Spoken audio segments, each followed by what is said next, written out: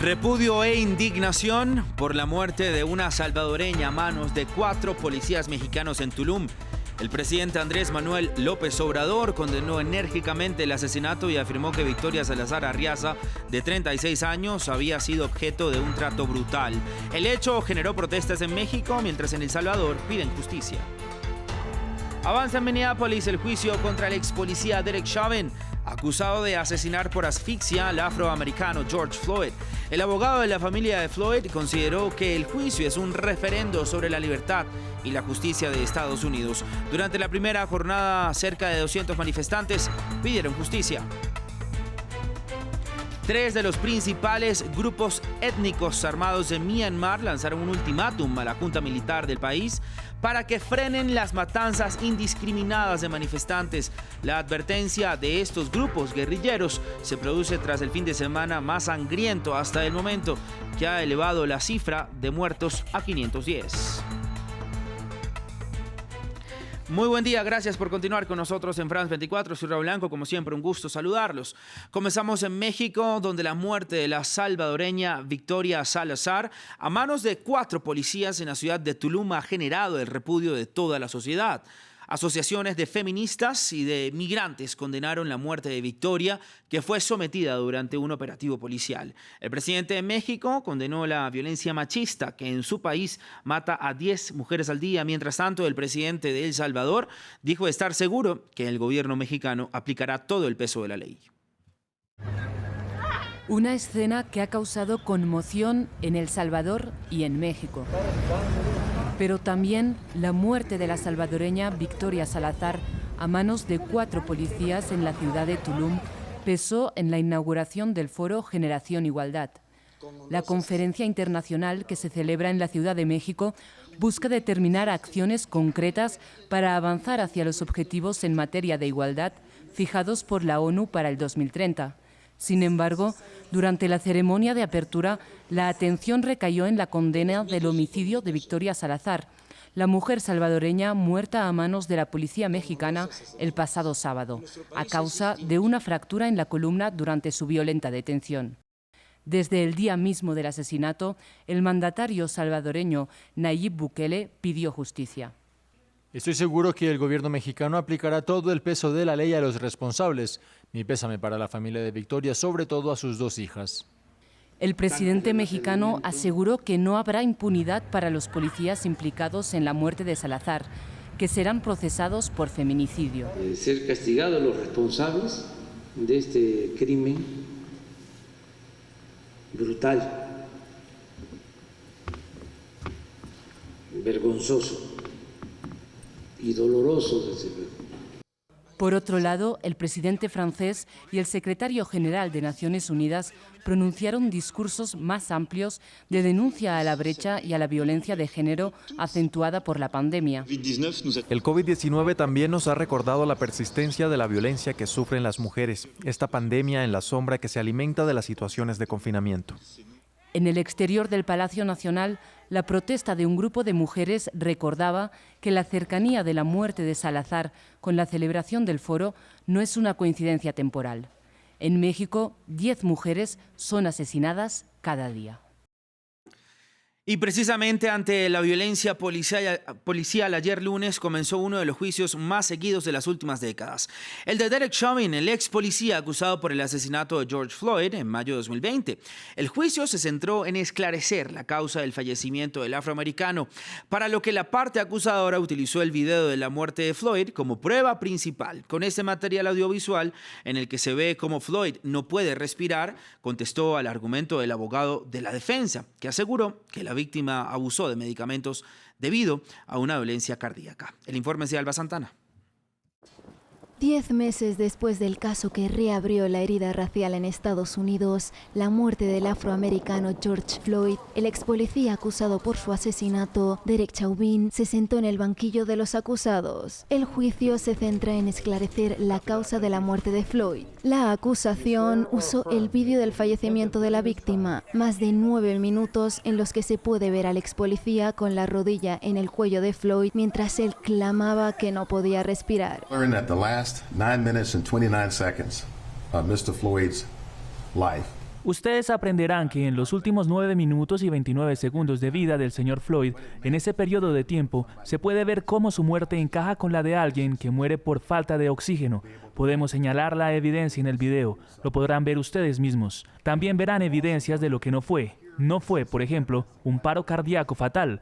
No fue, por ejemplo, un ataque al corazón. This was not, for example, a heart attack.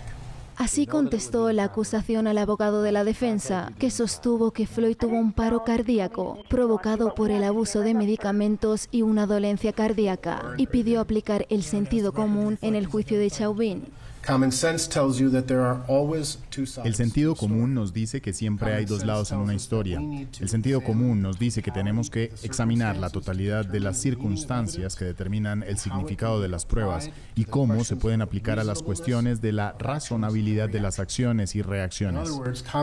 Pero algunos de los primeros testigos que empezaron a dar testimonio también constataron el uso excesivo de fuerza por parte del ex policía.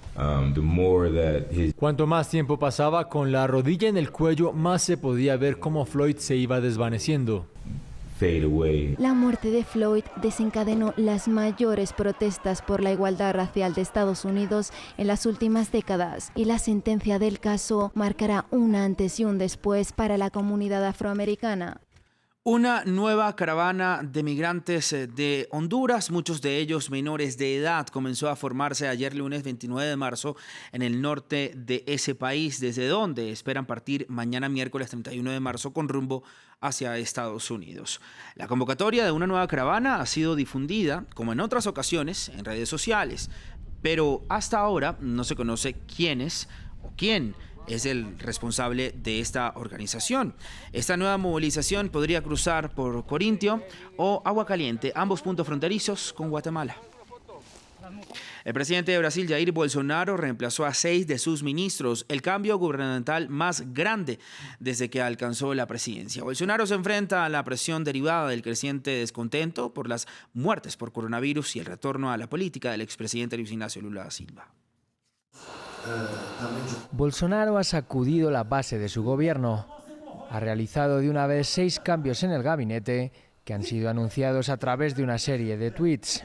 3 ministros han dejado el gobierno, incluido el ministro de Exteriores Ernesto Araújo y el ministro de Defensa Fernando Acevedo de Silva. Araújo se alineó con la anterior administración estadounidense y se pronunció en contra de China, el principal socio comercial de Brasil. Esto le granjeó las críticas del presidente, que consideró que su postura impidió un acceso más rápido a las vacunas contra el coronavirus. Por otro lado, la salida de Acevedo del Ministerio de Defensa fue una sorpresa. Ha sido reemplazado por el actual jefe de gabinete de Bolsonaro, Walter Souza Braga Neto, uno de los muchos exgenerales del ejército en la cúspide del gobierno. Este año los índices de aprobación de Bolsonaro han descendido. La pandemia ha matado a más de 300.000 personas en el país, que ahora se encuentra en su peor momento con más de 3.000 muertes diarias. Bolsonaro ha mostrado dudas sobre las vacunas y se ha opuesto a los confinamientos.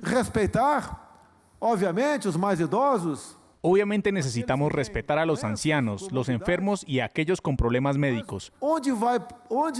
Pero, ¿qué pasará con Brasil si paramos todo?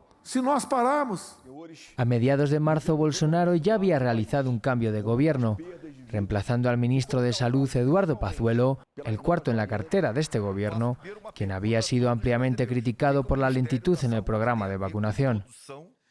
El derramamiento de sangre y la brutal represión del ejército de Myanmar contra los manifestantes antigolpistas ha llevado a 3 de los principales grupos étnicos armados del país a lanzar un ultimátum a la junta golpista y amenazan con anular su acuerdo de alto el fuego si continúa la violencia indiscriminada contra los manifestantes, con más de 500 muertos desde el golpe de estado militar del pasado 1 de febrero. 3 dedos al aire, la insignia de las protestas como despedida final.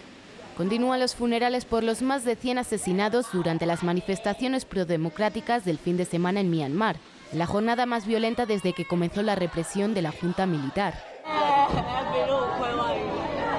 Mi querido hijo, nos dejas como deseabas. Las fuerzas de seguridad no serán perdonadas hasta el final. Rezo para que nuestro pueblo de Myanmar logre la victoria que tú deseabas. Tu deseo se cumplirá. La brutalidad del Tatmadaw, o ejército birmano, desde el golpe de estado del 1 de febrero ha matado a más de 500 personas y unas 2.500 están detenidas. Una deriva violenta que no parece amainar a pesar de las múltiples condenas internacionales. Los birmanos siguen saliendo a las calles de todo el país en medio de un clima de terror, una situación que ha llevado a los grupos étnicos armados, como el ejército de Arakan y sus dos grupos asociados en la Alianza de la Hermandad, a unir sus fuerzas, amenazando con reanudar su lucha contra los militares si no cesan las matanzas de civiles. Un nuevo giro que podría degenerar en una guerra civil.